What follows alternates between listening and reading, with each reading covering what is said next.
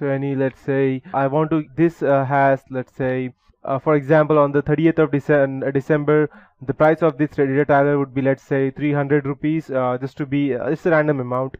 So it's a 300 rupees, and when I check it for today on the May of the next year, then I get the amount as 500 rupees, but I want the amount to be 300 rupees. So what I would do as a hacker, I would go ahead and open the cached web page of 30th December by going ahead and searching it over here inside Google. And once I go ahead have that, I'll go ahead and buy that, and the website will not even come to know that I have actually faked it with the cached web page. I'll show you one more example of that. I'll just type, let's say, www.amazon.in, that is for India. So once I go and type this, I'll get all the cached web pages of this specific website, that's amazon.in. So if I go ahead and open this, these are all the cached web pages, and the amount would be quite different. Never put a space between a cache and the URL web address, because if you do that, then it would be quite different. So okay, yes, perfect. So this is what we need. Because if you do that, as you can see that these are the prices. If I go ahead and enter a date over here, then it will give me the cached web page of that date. So let's say if the price for this for today is 1798, and tomorrow if it comes to, let's say, 2000 rupees, but I still want it for 1798, then after 10 to 15 days, I'll go ahead and open the web page of today's date by entering the date over here as well, and I'll get the same amount, the same offer that was a few days ago. So after that, we have the link query that list web pages that have links to a specified web page. You can go ahead and use the link query as well. So in this way, we have lots of other stuff such as note, link, related, example, and all in title. So these are just some small examples, and there should be no space between the specific word you are typing and the actual query. Only then you will be able to gather information about that. Let me show you one more example of that, so it will get a clear idea. I'll just type, let's say, I'll type in title, let's say, intranet, and I'll type in URL, I'll type intranet, plus I'll type in text, I'll type human resources, I'll hit enter. And so these are the intranet for those companies, and normally we should not be able to access this, but maybe they have not used their firewall in a proper ways, and that is the reason why how I can go ahead and access these to their specific information. So the information gathered by the attackers can be used to perform social engineering attacks, and Google will filter for excessive use of advanced operators and drop the request with the help of intrusion prevention system. I think that they have a good firewall. That's the reason I am being banned over there. So let's go ahead and check this.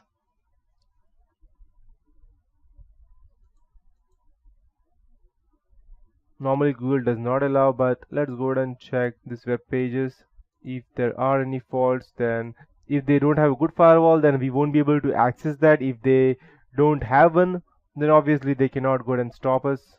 So here we are. So this thing is not allowed for us to see out. This is for the internet, but internet is always connected in some or the other way to a normal internet, and I should not be able to see these things, but since I have used this Google technique. So what Google does is that Google have two crawlers. One is the spider and another one is the crawler. So these two things, no matter what information you upload or what email you do, each and everything is stored inside Google. So once you have uploaded something on the internet, it will be there on Google and anyone can find it.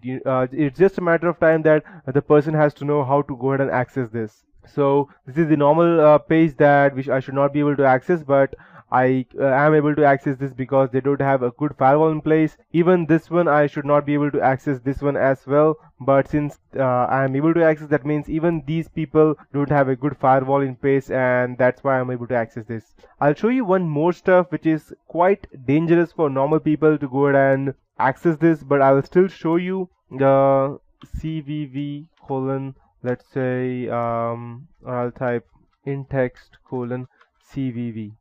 So I'll just go ahead and open this website. So once I go and open this website, what I would be getting would be a list of all the card details of all the random person data. So if you have, even once if you have swiped your card on the internet to purchase anything, that means I will have that on this web page. So it is just an example. Let me check.